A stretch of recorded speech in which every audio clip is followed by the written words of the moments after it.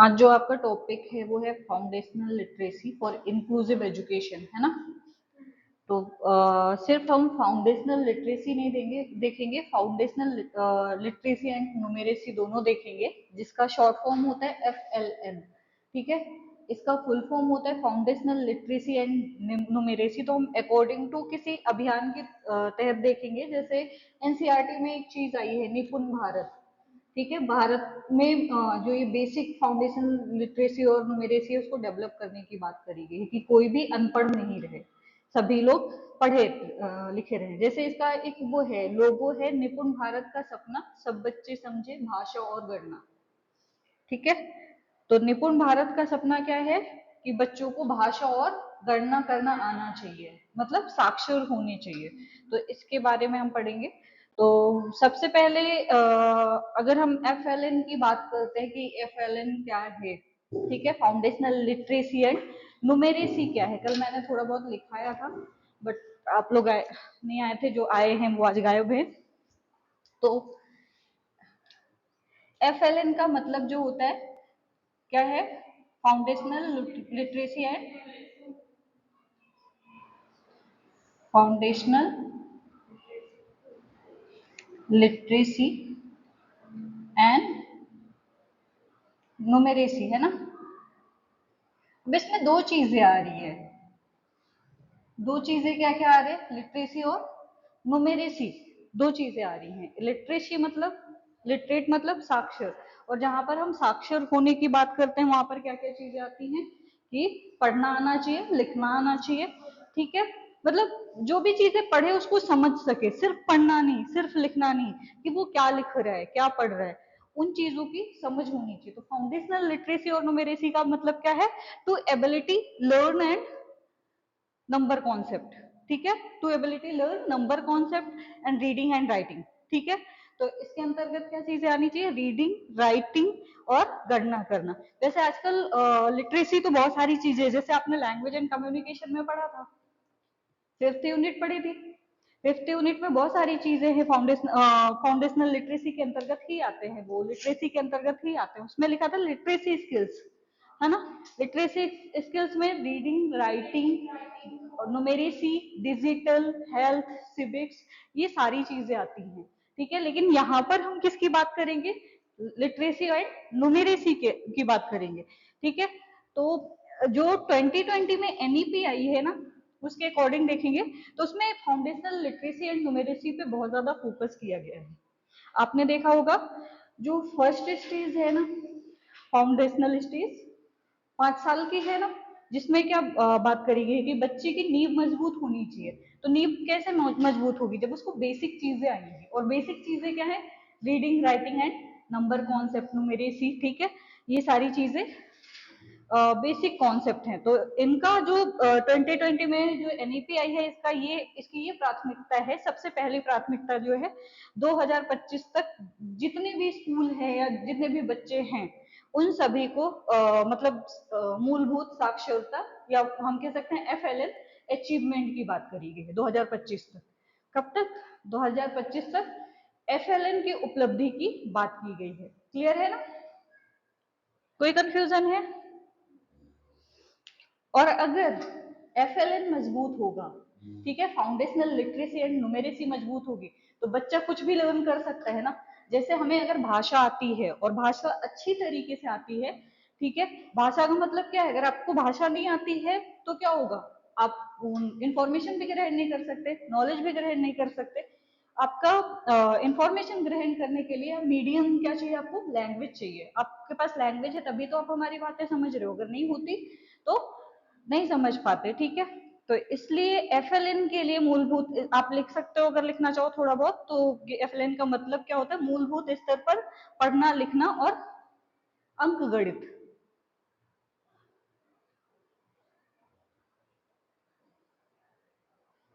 Clear है, कोई confusion है। FLN है आपका ना, फाउंडेशनल लिटरेसी एंड न्यूमेरेसी है, ये एक मिशन है। ठीक है, मिशन मतलब एक लक्ष्य है। ठीक है, जिसको पूरा करना है, कब तक पूरा करना है, 2026 से 27 तक, मतलब वैसे 25 तक है, लेकिन 26-27 तक प्राइमरी स्कूल तक में अचीव करना है, यूनिवर्सल एफएलएन दिया हुआ है एट प्राइमरी लेवल, ठीक है। और इसमें जो हाईएस्ट प्रायोरिटी दी गई है वो फाउंडेशनल लर्निंग की दी गई है, ठीक है। हाईएस्ट प्रायोरिटी मतलब एक वो बनाया गया ना कि आपको करना ही करना है, ठीक है। इसको एम माना गया है कि करना ही है, अचीव करवाना है। और अगर ये अचीव हो जाता है तो बच्चे आगे बढ़ सकेंगे। जैसे अभी इंग्लिश हमें नहीं आती है, आप बहुत ज्यादा कंफ्यूजन होती है आप लोगों को, तो क्यों नहीं आती? क्योंकि आपकी नींव जो है वो मजबूत नहीं है, इस वजह से नहीं आती ना। अगर आपका बेस या आपका फाउंडेशन या आपकी नींव जो है वो मजबूत होती तो क्या होता, आप आराम से पढ़ सकते ना, किसी चीज को एक्वायर कर सकते। तो इसलिए दिक्कत होती है, ठीक है। तो फाउंडेशनल लर्निंग की हाईएस्ट प्रायोरिटी है कंट्री लेवल पर, ठीक है, कि इसको पूरा करना ही करना है, क्योंकि अगर फाउंडेशन मजबूत होगी तो पेड़ भी मजबूत होता है। क्लियर है? आपका जो ग्रेड 3 है, ग्रेड 3 पर फाउंडेशनल लर्निंग किस तरीके से होनी चाहिए? पहला तो होना चाहिए रीड विद कॉम्प्रिहेंशन, मतलब समझ के साथ पढ़ना, जो भी आप चीजें पढ़ रहे हो वो समझ में आनी चाहिए। दूसरी चीज क्या होगी आपकी? राइटिंग होगी। तीसरी चीज क्या होगी? बेसिक मैथमेटिक्स, मतलब जो घटाओ ये सारी चीजें आनी चाहिए। तो हाँ, तो बेसिक मैथमेटिक्स या मैथ कर लो, ठीक है। इसके अलावा क्या आनी चाहिए? Learn basic life skill. Life skill का मतलब क्या होता है? आप जिस तरीके से जीवन यापन करते हो ना, उस जीवन को यापन करने के लिए जो भी स्किल्स होती हैं वो आनी चाहिए। तो बेसिक लाइफ स्किल, जैसे सुबह सुबह आप उठते हो, ठीक है, आपके दैनिक दिनचर्या होती हैं, ठीक है, तो वो जितनी भी दैनिक दिनचर्या हैं वो आपको आनी चाहिए। तो लाइफ स्किल भी जरूरी होती है, ये भी एक तरीके की आपकी क्या है, लिटरेसी है, ठीक है। अगर आपको ये चीजें नहीं आती हैं तो फिर आप नहीं कर सकते, ठीक है। तो ये सारी चीजें आपको आनी चाहिए। क्लियर है? अब इसमें है हायर ऑर्डर लर्निंग। अगर आप ये चीजें अचीव कर लेते हो तो आपका क्या हो जाएगा? हायर ऑर्डर लर्निंग पूरी हो जाएगी, ठीक है। आपकी का बेटर लर्निंग आउटकम आएगा। बेटर लर्निंग आउटकम मतलब एक अच्छा रिजल्ट आएगा, ठीक है। फाउंडेशनल स्किल्स मतलब आपकी नींव जो है वो मजबूत हो जाएगी, ठीक है। तो ये चीजें आनी चाहिए, जिससे मतलब आप चीजों को पढ़ सकते हो, ठीक है। क्या पढ़ना है, कैसे समझना है, वो चीजें आप कर सकते हो। क्लियर है? कोई कंफ्यूजन है? नेक्स्ट, अब यहाँ पर आती है फाउंडेशनल लिटरेसी एंड न्यूमेरेसी। तो थोड़ी थोड़ी चीजें मैं बता दूंगी, आप वो करते जाओ। तो एफएलएन तो मैंने समझाया था, फिर भी हम देख लेते हैं। उसमें एफएलएन में बहुत सारी चीजें आती हैं, है ना। तो what is foundational literacy and numeracy? तो सबसे पहले हम देखेंगे कि फाउंडेशनल लिटरेसी क्या है, ठीक है। तो लिटरेसी में हमें सबसे ज्यादा जरूरत किस चीजों की होती है? लैंग्वेज की होती है, भाषा की होती है। अगर भाषा नहीं आएगी तो क्या होगा? आप लर्निंग नहीं कर सकते, ठीक है। लर्निंग करने के लिए क्या चाहिए? भाषा चाहिए, ठीक है। तो भाषा एक की है, हम कह सकते हैं, एक की कह सकते हैं, एक मीडियम कह सकते हैं, ठीक है। तो इसमें मूलभूत भाषा और साक्षरता भाषा का पहले से अगर आप में मौजूद है तो आप क्या कर सकते हो? आप में साक्षर कौशल का निर्माण आसानी से हो सकता है। क्लियर है? तो पहला आप लैंग्वेज लिख सकते हो, लैंग्वेज दिखाने की जरूरत नहीं है ना। दूसरा है oral language development.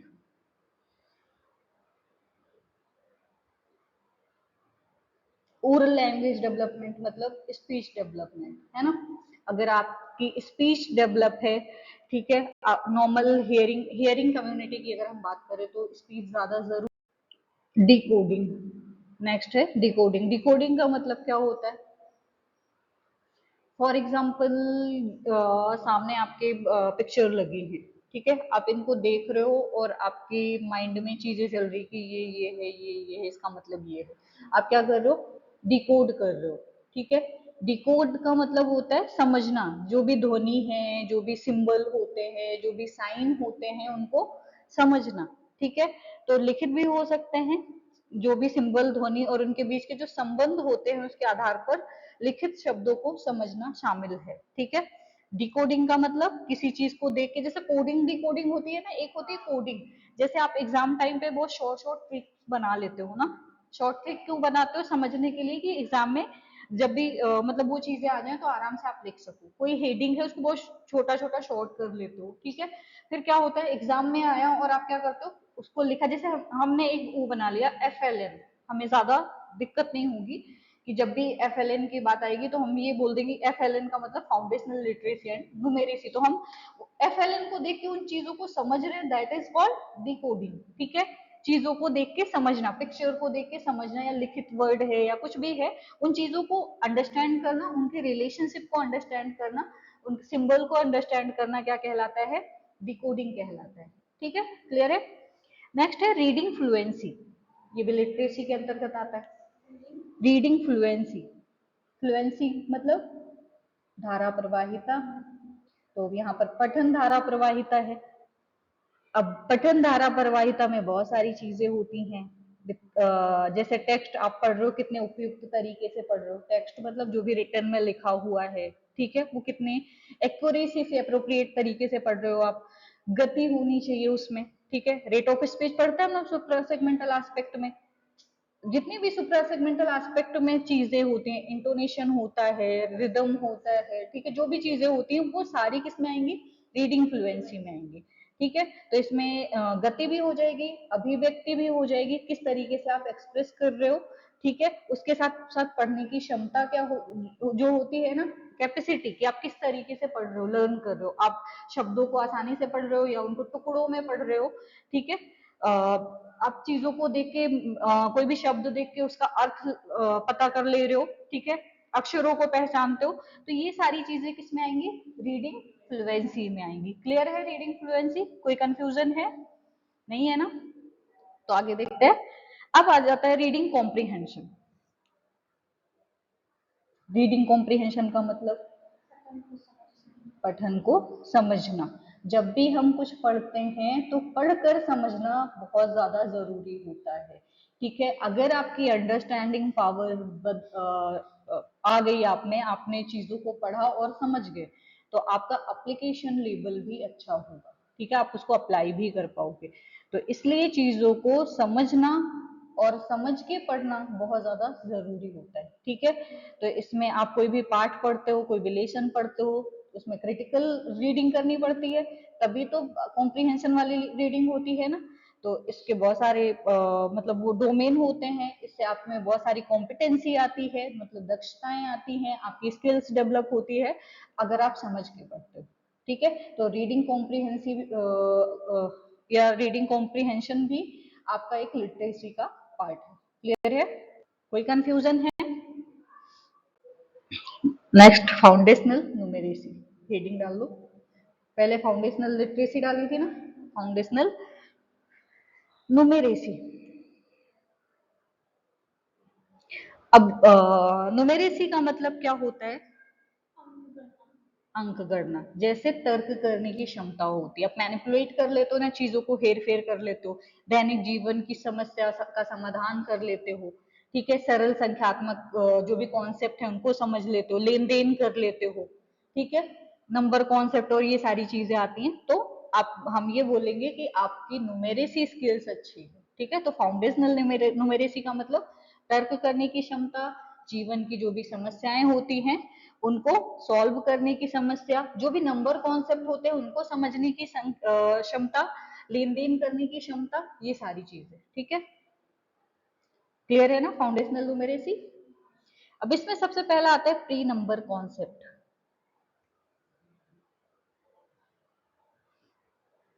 Pre number concept, इसमें सबसे पहली जो हेडिंग है, पहला पॉइंट है प्री नंबर कॉन्सेप्ट।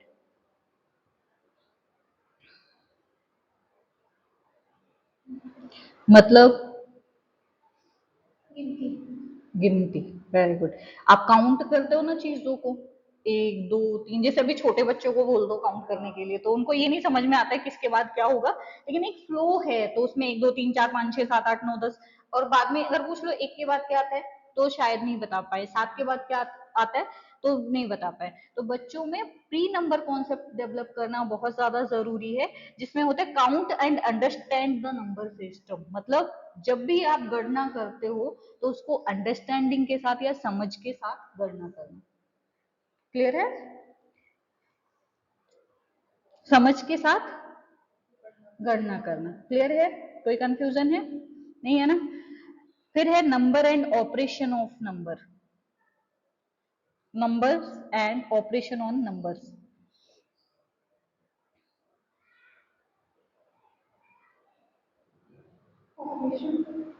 ऑपरेशंस और नंबर्स।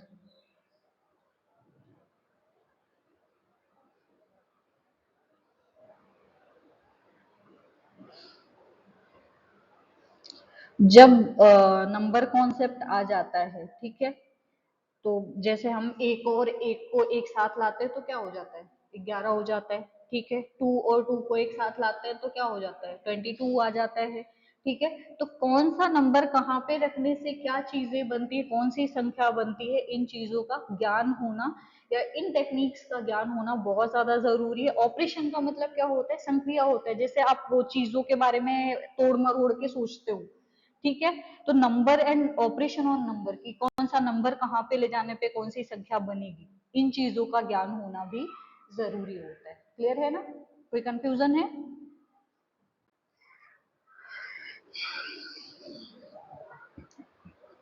नेक्स्ट है shape and spatial understanding. Shape and spatial, SPATIAL, TIAL, spatial understanding. मतलब शेप का मतलब क्या है, आकृति। ठीक है, स्पेशल का मतलब होता है स्थान या स्थानीय। ठीक है, अंडरस्टैंडिंग, समझ। अब इसमें क्या क्या, 3 अंकों की संख्या तक अपने तरीके से सरल गणना करना। ठीक है, जैसे आप 2 अंक लिखते हो ना, पहले आपने 2 लिख दिया, फिर 4 लिख दिया, फिर 3 लिख दिया, तो इनका मतलब क्या है। ठीक है, दिन प्रतिदिन में जो भी आप गतिविधि करते हो उनको किस तरीके से काउंट करते हो। ठीक है, शेप का ज्ञान है या नहीं है, कौन सा नंबर किस स्थान पे जाएगा। ठीक है, 243 है, अब यहाँ पे मैं लिख देती हूँ 244 लिख देती हूँ। ठीक है, अब कौन सा नंबर कहाँ पे जाएगा, उन चीजों का ज्ञान। ठीक है, तो स्पेशल मतलब स्थान का ज्ञान, और आकृति, कौन सी आकृति बड़ी है कौन सी छोटी है, कौन सी संख्या बड़ी है कौन सी छोटी है, इनका ज्ञान। क्लियर है? फिर नेक्स्ट आता है मीजरमेंट। जरूरी होता है ना मीजरमेंट भी। मीजरमेंट मतलब मापन। मापन हमेशा क्या होता है, क्वांटिटेटिव होता है, यानी कि मात्रात्मक होता है। जब हमें किसी संख्या को ज्ञात करना होता है तो हम क्या करते हैं, मीजरमेंट करते हैं। जब हमें क्वालिटी ज्ञात करनी होती है तो हम क्या करते हैं, एप्टीट्यूड टेस्ट या बहुत सारे टेस्ट होते हैं वो करते हैं। बट यहाँ पर मीजरमेंट का मतलब क्या है कि हम क्या करते हैं,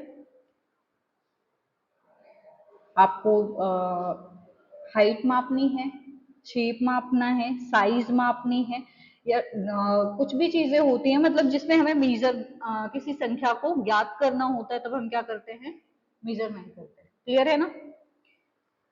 डेटा हैंडलिंग।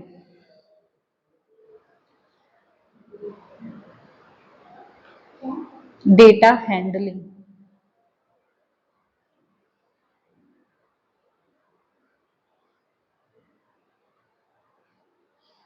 डेटा हैंडलिंग का मतलब क्या है, जैसे आपने चीजों को लर्न कर लिया है ना, तो बहुत बार क्या होता है, आप उन चीजों को पढ़ते नहीं हो तो भूल जाते हो। होता है ना, उन चीजों को पढ़ते नहीं हो तो भूल जाते हो।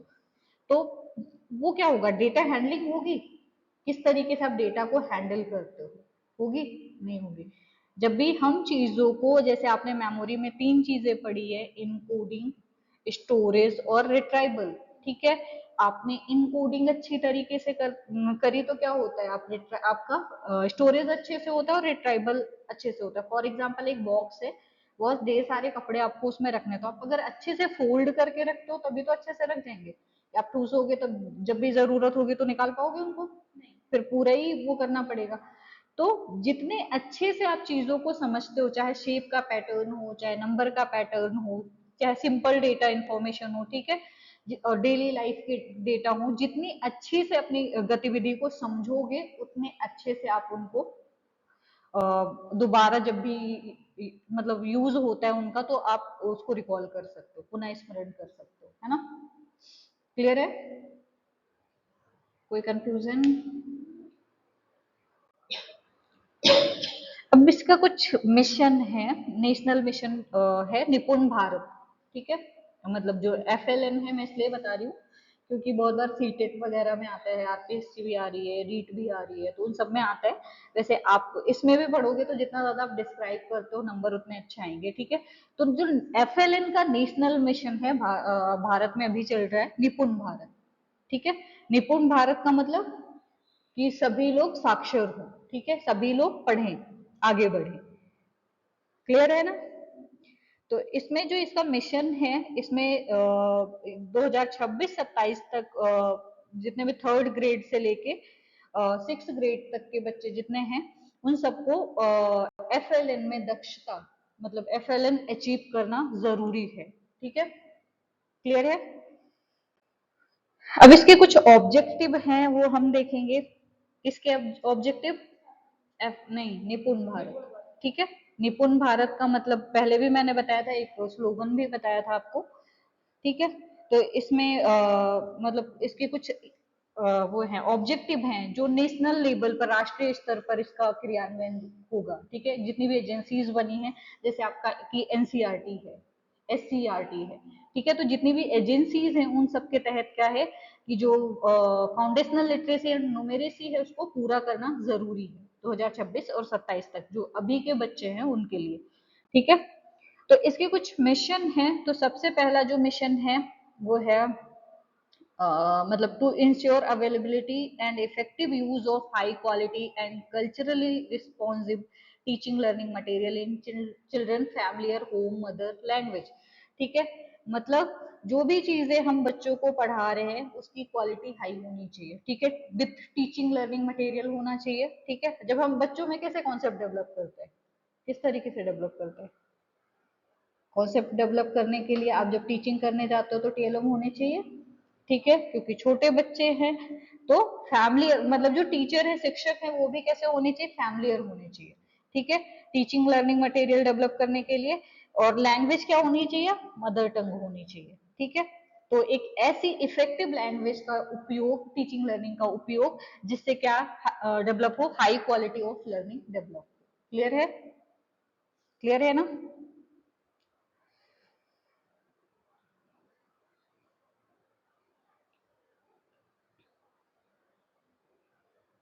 नेक्स्ट क्या है? To ensure an inclusive classroom environment, मतलब इंक्लूसिव क्लासरूम इन्वायरमेंट क्रिएट करना, ताकि बच्चे उसमें आसानी से पढ़ सकें। और उसमें भी जब भी आप इंक्लूजन की बात करते हो ना, इंक्लूसिव क्लासरूम की बात करते हो, मुझे दे दो, जब आप इंक्लूसिव क्लासरूम की बात करते हो, ठीक है, तो उसमें बहुत सारी चीजें आती हैं। हम अभी क्या कर रहे हैं? निपुण भारत मिशन का ऑब्जेक्टिव देख रहे हैं ना? निपुण भारत मिशन, इसके ऑब्जेक्टिव है। तो सबसे पहले अगर हम ऑब्जेक्टिव पे जाएंगे तो हम अभी डिस्कस क्या कर रहे हैं कि इंक्लूसिव क्लासरूम एनवायरनमेंट की बात करी गई है। ठीक है, इंक्लूसिव क्लासरूम एनवायरनमेंट, इंक्लूजन का मतलब वेरी गुड, डाइवर्सिटी हटा के, डाइवर्सिटी हटा के, डाइवर्सिटी क्यों हटानी है ये बताओ? मैंने बोला था डाइवर्सिटी इज, मैंने हमेशा बोला कि पॉजिटिव वर्ड। ठीक है, तो इंक्लूसिव क्लासरूम किस तरीके से होगा? बाय इनकॉपरेटिंग प्ले, मतलब इसमें जब हम प्ले वे लर्निंग करवाएंगे, क्योंकि बच्चों को खेल से ज्यादा समझ में आता है, डिस्कवरी लर्निंग करवाएंगे, है ना? डिस्कवरी लर्निंग मतलब खोज। ठीक है, एक्टिविटी बेस्ड लर्निंग करवाएंगे। ठीक है, जिससे क्या होता है? एक्टिविटी बेस्ड लर्निंग से क्या होगा? जब आप करके सीखते हो तो वो चीजें ज्यादा समझ में आती हैं। एक्टिविटी बेस्ड लर्निंग कहीं ना कहीं लर्निंग बाय डूइंग होती है। ठीक है, तो करके सीखना। और जो भी चीजें आप पढ़ रहे हो, जो भी सिचुएशन आ रहे है, उसको किससे कनेक्ट करना? लिंक डेली लाइफ, है ना? तो डेली लाइफ से कनेक्ट करना, जो भी आप लर्निंग कर रहे हो, जैसे उसमें आपने NCF में पढ़ा था कि जो भी आप पढ़ रहे हो स्कूल के अंदर चीजों, बाहर की दुनिया से कनेक्ट होनी चाहिए, यही चीजें पढ़ी थी ना? तो जो भी चीजें हम पढ़ रहे हैं वो चीजें बाहरी दुनिया से अगर कनेक्ट होगी तो क्या होगा? हम उसका यूज कर पाएंगे, ज्यादा चीजों को समझ पाएंगे। क्लियर है? दूसरा ऑब्जेक्टिव क्या है? दूसरा है to enable children to become motivate independent and engage teacher with writer with comprehension, possessing sustaining reading and writing skills, मतलब बच्चों को मोटिवेट करना। ठीक है, यहाँ पे है बहुत बार क्या होता है, आपको ये बोल दिया जाता है कि सारे बच्चे टीचर नहीं बन पाएंगे, सारे बच्चे आगे नहीं बढ़ पाएंगे। तो जब आप मोटिवेटेड होगे, इंडिपेंडेंट बन पाओगे, है ना। और जब इंडिपेंडेंट बन जाओगे तो आप कुछ भी अकेले कर सकते हो, ठीक है। आप चीजों में इंगेज हो सकते हो, रीडर्स और राइटर के साथ आप इंगेज हो सकते हो, चीजों को समझ सकते हो, ठीक है। राइटिंग स्किल्स आ सकती है, रीडिंग स्किल्स आ सकती है। जैसे हम रीडिंग स्टेज पढ़ाते हैं, राइटिंग स्टेज पढ़ाते हैं, तो जब भी प्री रीडिंग होती है, ठीक है, गाइडेड रीडिंग होती है, फिर इंडिपेंडेंट रीडिंग करवाते हैं, है ना। तो पहले हम चीजों से कब हम मतलब प्री रीडिंग और गाइडेड रीडिंग अगर हमारी अच्छी होगी तभी तो इंडिपेंडेंट बनेंगे। तो मोटिवेटेड में क्या आता है, कोई आपको बता रहे कि ये चीज अच्छी है, आप उससे इंस्पिरेशन ले रहे हो, ठीक है। कोई आपका आइडियल है, उसकी चीजें अच्छी लगी तो आपको उसकी तरह बनना है, ठीक है। तो ये चीजें मतलब बच्चों को मोटिवेट करना, independent banana, reading and writing के साथ इंगेज करना, ठीक है। जो भी चीजें पढ़ रहे हैं उसको समझाना और उन्हें रीडिंग एंड राइटिंग स्किल्स सिखाना। क्लियर है, कोई कंफ्यूजन है? Next, to make children understand the reasoning in the domains of number, measurement and shape, and enable them to become independent in problem solving by way of numeracy and spatial understanding skills। इसमें है मतलब जब भी आप चीजों को पढ़ा रहे हो, ठीक है, तो इसमें बच्चों को अंडरस्टैंड करवाना, ठीक है। चिल्ड्रन अंडरस्टैंडिंग बहुत ज्यादा जरूरी होती है, ठीक है। अगर बच्चों को समझ में नहीं आए कि हम क्या पढ़ा रहे हैं या हम कैसे पढ़ा रहे हैं, तो फिर कोई फायदा है, ठीक है। तो चिल्ड्रन अंडरस्टैंडिंग जरूरी है। अब किन चीजों के लिए, सबसे पहले तो रीजनिंग, है ना, तर्क वितर्क करने के लिए, ठीक है। दूसरी चीज क्या है, डोमेन्स ऑफ नंबर, नंबर के पहलू को समझने के लिए, है ना। फिर क्या है, डोमेन्स ऑफ नंबर के बाद, डोमेन्स ऑफ नंबर के बाद है मीजरमेंट, ठीक है, मापन को समझने के लिए, है ना, आना चाहिए ना। मीजरमेंट के बाद क्या आएगा, शेप एंड साइज को समझने के लिए, ठीक है, शेप एंड स्पेशियल मतलब स्थान को समझने के लिए, ठीक है। तो इन चीजों को समझने के लिए क्या जरूरी है, चिल्ड्रन अंडरस्टैंडिंग जरूरी है। अगर अंडरस्टैंडिंग नहीं आएगी तो फिर कोई फायदा नहीं है। तो निपुण भारत का जो वो है, बच्चों में रीजनिंग डेवलप करना, डोमेन ऑफ नंबर डेवलप करना, मेजरमेंट का कॉन्सेप्ट डेवलप करना, ठीक है। उसके अलावा प्रॉब्लम सॉल्विंग बहुत ज्यादा जरूरी होती है, ठीक है। प्रॉब्लम सॉल्विंग सिखाना, अगर प्रॉब्लम सॉल्विंग नहीं आती है तो आप किसी भी प्रॉब्लम को सॉल्व नहीं कर सकते। क्लियर है, कोई कंफ्यूजन है सिमरन?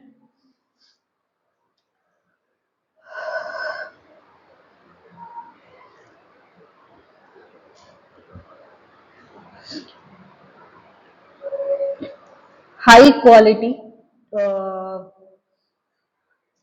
एक सेकंड, नेक्स्ट जो ऑब्जेक्टिव है उसका है high quality teaching learning material. मतलब जो जिस चीजों से सिखा रहे हो आप, वो कैसा होना चाहिए, हाई क्वालिटी का होना चाहिए, ठीक है। हाई क्वालिटी टीएलएम की बात करी गई है, क्योंकि टीएलएम से बच्चा ज्यादा अच्छा सीखता है। टीचिंग लर्निंग मटेरियल अगर अच्छा होता है तो बच्चा अट्रैक्ट होता है उनकी तरफ, आकर्षित होता है और सीखना चाहता है, ठीक है। और नेक्स्ट है, नेक्स्ट जो ऑब्जेक्टिव है, to focus on continuous capacity building of teacher, head teachers, academic resources person and education administration, ठीक है। तो इसमें कंटिन्यूअस कैपेसिटी बिल्डिंग की बात करी है, ठीक है। कंटिन्यूअस कैपेसिटी बिल्डिंग का मतलब सतत क्षमता का निर्माण, ठीक है। सतत सॉरी, सतत क्षमता का निर्माण क्या होगा, नींद आ रही है? कंटिन्यूअस कैपेसिटी बिल्डिंग, किसकी, किसकी बिल्डिंग, कॉलेज की, टीचर की, ठीक है। ताकि क्वालिटी ऑफ एजुकेशन आ सके। अगर बहुत, टीचर क्या है, लर्निंग का पिलर है, ठीक है, जो आप लर्निंग करते हो उसका, जैसे एनसीएफ का मानना है, एनईपी का मानना है कि हार्ट ऑफ लर्निंग कौन है, टीचर है। ठीक है, अगर टीचर आप में जो कॉन्सेप्ट डेवलप करना चाहे वो डेवलप कर सकता है। ठीक है, अगर टीचर ही सही नहीं है या कॉन्सेप्ट नहीं डेवलप कर रहा है या पुरानी चीजें पुरानी चीजों पर फोकस कर रहा है या जो चीजें जरूरी हैं वो नहीं कर रहा है, तो फिर बहुत ज्यादा दिक्कत होती है। तो इसीलिए कंटिन्यूअस कैपेसिटी बिल्डिंग होनी चाहिए। कंटिन्यूअस कैपेसिटी बिल्डिंग में सेमिनार होते हैं, ठीक है, सीआरई होती हैं स्पेशल एजुकेशन में, ठीक है, प्रोग्राम होते रहते हैं, तो ये सारे अटेंड करने जरूरी है। तो चाहे वो टीचर हो, चाहे हेड टीचर हो, हेड टीचर मतलब प्रिंसिपल होते हैं, प्रिंसिपल होते हैं, कोऑर्डिनेटर होते हैं, ठीक है, हेड टीचर हो, एकेडमिक रिसोर्स पर्सन हो, ठीक है, जो एकेडमिक का काम करते हैं,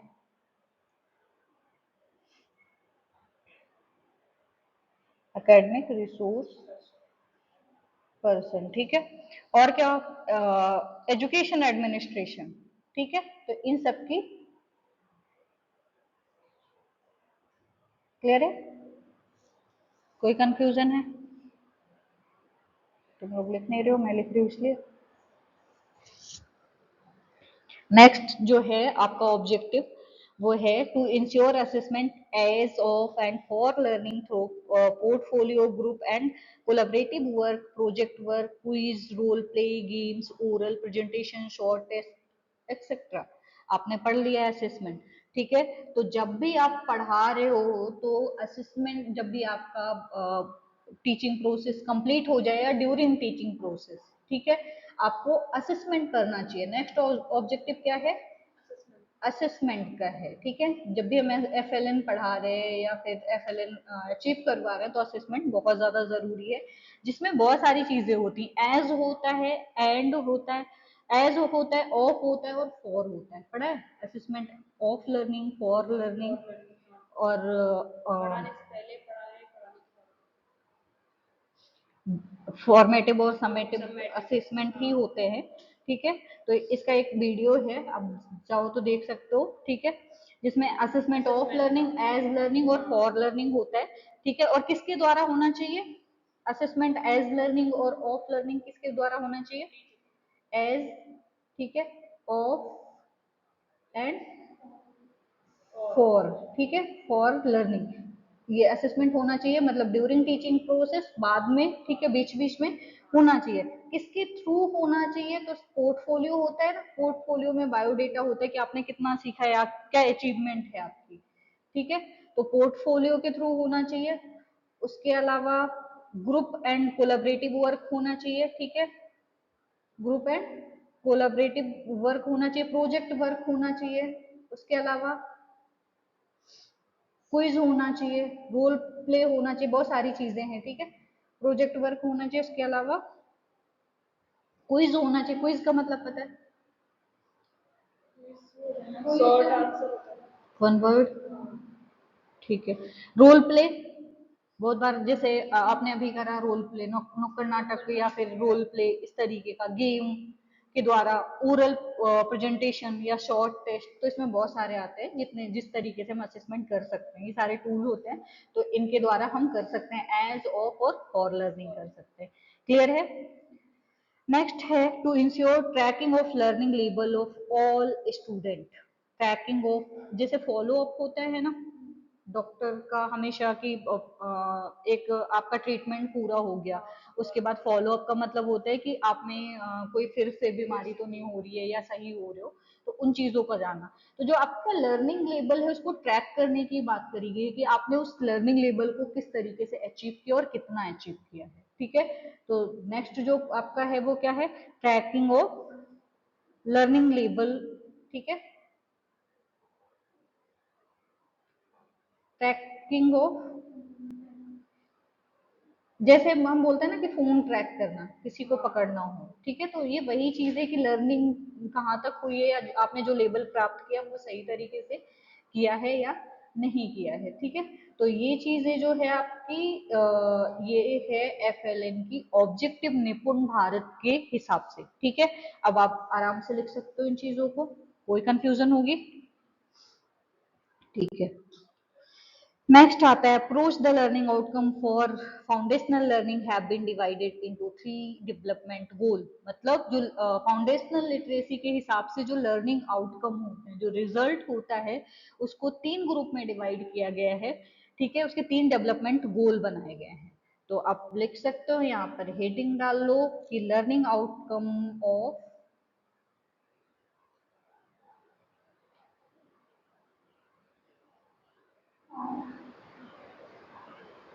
सॉरी फॉर कर लो, लर्निंग आउटकम फॉर, यहाँ पे मैं फाउंडेशनल लर्निंग कर रही हूँ, है ना, फाउंडेशनल लर्निंग। ठीक है, ये आपकी हेडिंग है। अब इसको क्या करा गया है, 3 भागों में डिवाइड किया गया है। ठीक है, डिवाइडेड इनटू 3 डेवलपमेंटल गोल। ठीक है, तो यहाँ पे आप क्या कर लो, यहाँ पे कर लो डिवाइडेड इनटू 3 डेवलपमेंटल गोल। ठीक है, अब 3 भागों में डिवाइड किया गया। अब ये 3 भाग क्या है वो मैं आपको बताती हूँ, आप लिखते दो। चलो लिख देते हो, क्या याद करोगे। ठीक है, तो सबसे पहला जो गोल है वो है, इसमें 3 गोल है ना, तो सबसे पहला जो है वो हेल्थ है, हेल्थ एंड वेलबींग। ठीक है, वेलबींग का मतलब, वेलबींग नहीं पढ़ी, भलाई भलाई, इसको शॉर्ट फॉर्म में बोलते हैं HW। ठीक है, अब ये HW याद करना। दूसरी जो है वो क्या है, इफेक्टिव कम्युनिकेशन। क्या है, इफेक्टिव कम्युनिकेशन। इफेक्टिव कम्युनिकेशन को का शॉर्ट फॉर्म है EC। ठीक है, और तीसरा जो है आपका इसमें डेवलपमेंटल गोल, डेवलपमेंट गोल वो है इन्वॉल्व लर्नर। ठीक है, इन्वॉल्व लर्नर, सॉरी यहाँ पे V है। ठीक है,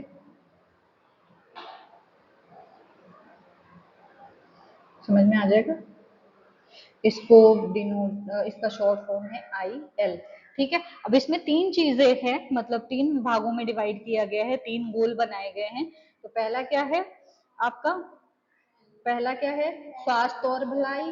ठीक है, दूसरा क्या है, इफेक्टिव कम्युनिकेशन, या हम क्या बोलेंगे, प्रभावी संचारक। ठीक है, और तीसरा क्या है, शामिल शिक्षार्थी। ठीक है, इन तीनों चीजों की बहुत ज्यादा लर्निंग करवाने के लिए, फाउंडेशन लर्निंग के लिए बहुत ज्यादा ये 3 चीजें जरूरी होती हैं।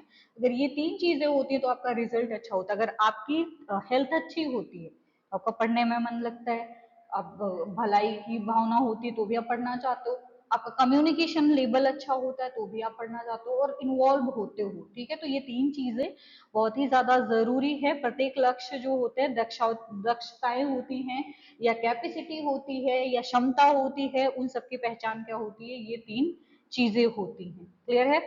आपकी दक्षता हमें कैसे पता चलेगी कि आप, मतलब हम यहाँ पर लर्निंग आउटकम के बारे में बात कर रहे हैं, रिजल्ट के बारे में बात कर रहे हैं, तो आपकी दक्षता हमें कब पता चलेगी, आपकी हेल्थ अच्छी होगी। ठीक है, आपका इफेक्टिव कम्युनिकेशन होगा, हम कोई काम देंगे तो आप उसमें इन्वॉल्व होके करोगे, तभी तो समझ में आएगी ना। तो इनके थ्रू हमें क्या पता चलेगा कि आप किस तरीके से, आपका आपकी कैपेसिटी है, आपकी योग्यता है। ठीक है, ये सारी चीजें हमें पता चलेंगी। क्लियर है, कोई कंफ्यूजन है। आई होप आपका फाउंडेशनल लिटरेसी एंड न्यूमेरेसी का कॉन्सेप्ट क्लियर हो गया है। और अगर कोई कंफ्यूजन है तो मुझसे पूछ सकते हैं। इसके अलावा अभी कुछ स्लाइड रह गई हैं जो मैं कल के वीडियो में ज़रूर बताऊंगी। यहाँ तक अगर क्लियर है तो ठीक है, अगर कोई कंफ्यूजन है तो मुझे कमेंट सेक्शन में ज़रूर बताएं। थैंक यू, शुक्रिया।